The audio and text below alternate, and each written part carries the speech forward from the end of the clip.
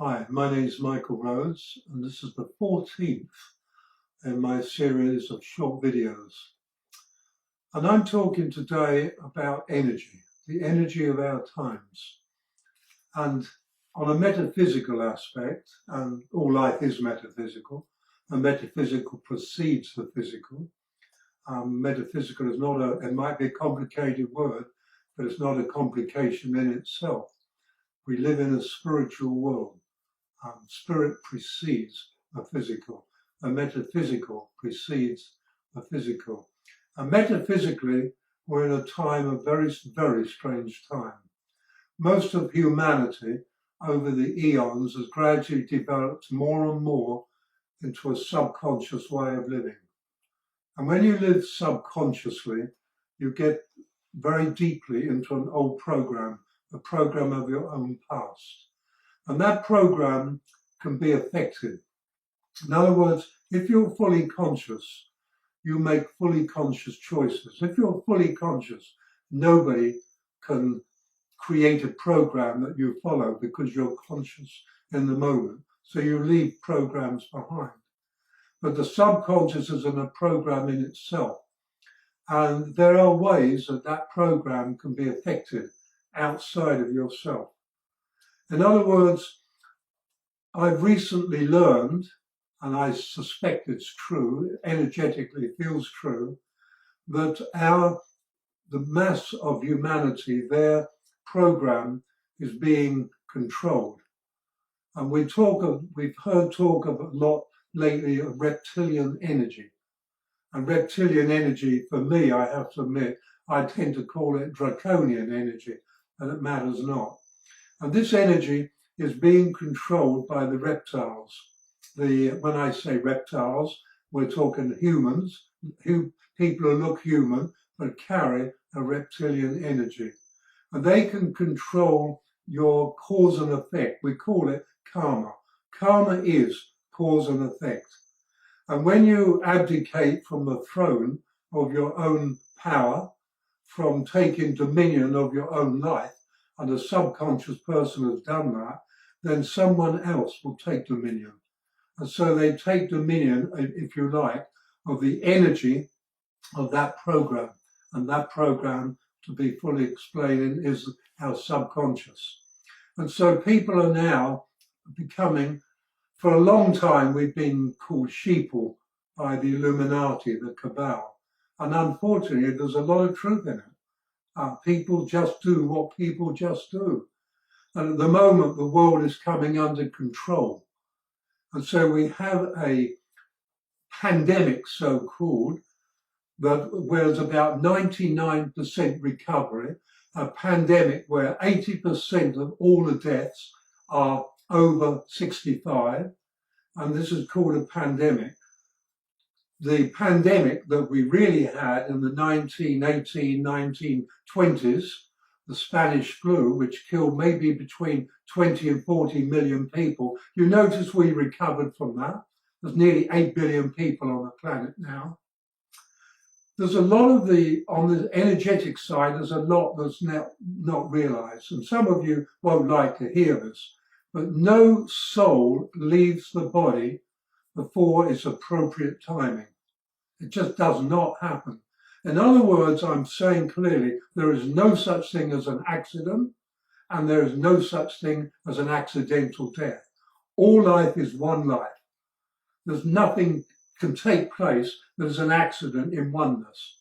So if you believe in separation, that every human being is separate from every human being, okay, then you're along on the old energy of there can be accidents, and that is generally believed. But there's no such thing as an accident. There's no such thing as an accidental death. I'm talking wars, I'm talking mugging, I'm talking murders. There is no such thing as a soul leaving the body before it's a perfect timing for that soul to leave. And so right now we're having an exodus. It's only just getting going. There's going to be an exodus of souls from this planet, from the time we're going into now. There's an exodus of souls who don't want to be here. They're not interested in what's taking place. They're ready to move on. They're ready to take a rest. And a lot of those are elderly people. And it's not that the soul is elderly, but the soul could well be tired. And so we have this so-called pandemic. And in this pandemic, where people are locked up, like in Australia, down in Victoria, they're locked up. They're looking almost as there's rumour of it being locked down in Victoria for the next 2 years. I'd like to think there's rumour. And so we have civilized whole countries, people being locked up, made to wear a ridiculous mask that has been proven doesn't make any difference, maybe psychologically. So while this is happening, we're breaking the economy. We're breaking the economy over a pandemic or a plandemic that kills less than 1%, 99% survive it. And for this, we're breaking the country. They're talking it would take 30 years for Australia to recover. It will never recover. America will never recover its economy. None of them will ever recover their economy because we're already in a situation where the national debt of every country gets greater every year. So with the billions, trillions, zillions that are being spent now, no, it's designed to break the country. John Adams, who was the second president of America, who died in about 1826, something like that, he said there are two ways to conquer a nation, the sword and debt. Yeah, debt. That's exactly what they're using now. Debt is designed to break us. And so energetically, we're ready to be broken down. Energetically, more of the same would be a disastrous future. Energetically, there has to be change. And we're not going to enjoy that change. And we tend to look at the cabal and say they are doing this to us. There is no they. There is no separation. It's one humanity. One humanity is making sure that one humanity can no longer keep moving with more of the same. If you want more of the same, you will probably lose your body. You can't die. All these so-called deaths, there is no such thing as death. I reject that totally. Anybody who's got a spiritual bone in their body knows there is no such thing as death. I've met people who were dying and brought back, and they said the worst thing that ever happened. It was beautiful. It was absolutely beautiful experience. And then they damn well brought me back. One woman, 83, they brought me back for God's sake. She said, now I just sit and wait and can't wait to die again. There is no death. Certainly we lose bodies. You've lost hundreds, maybe thousands. And so you might lose one more. We are an immortal, eternal species. We do not die. We have this ridiculous, morbid fear of death. This fear is the real pandemic. The fear that grips humanity. The fear that they will do as they're told, like sheep. And when you have the army against you, and the police against you, and the governments against you, I'll admit there's not much you can do. But there is a growing groundswell of movement to break this down, to change everything. And it won't change until consciousness changes. And so what I'm talking about now is anger doesn't work. It's a really negative energy. It joins with more of the same. How many times do you feel that you've been angry through this life, through all the lives? Anger, old stuff. There's so much old stuff we've done. One of the things we haven't done is unconditional love. We've never given it a try. I wrote on my Facebook just yesterday or the other day, why do I do what I do? You know, people get at me, they ridicule me, they insult me. It really doesn't matter to me, but at my age, I could just sit back and let the world get on with it. It doesn't concern me on that level, but that's not what I'm here for. I see a vast movement taking place, and I plan to be part of it. And I want to be on the part that brings about change, not more of the same. probably 80% of the world is resisting it. So we have this ridiculous situation where people are defending their attackers.